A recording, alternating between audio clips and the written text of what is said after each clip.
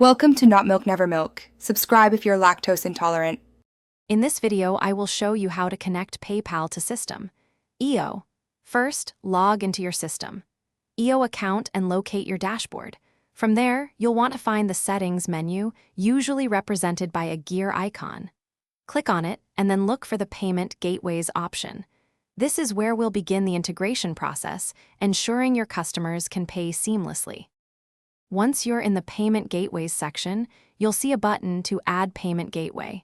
Click this, and a list of available payment processors will appear. Select PayPal from this list.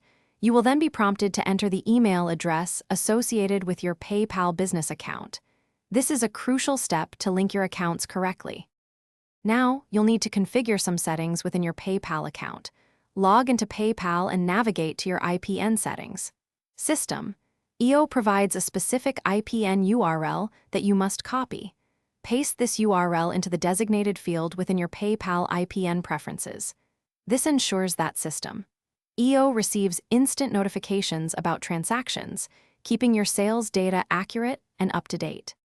To ensure everything is working perfectly, it's essential to test your new connection. Create a simple test product or offer within System. EO.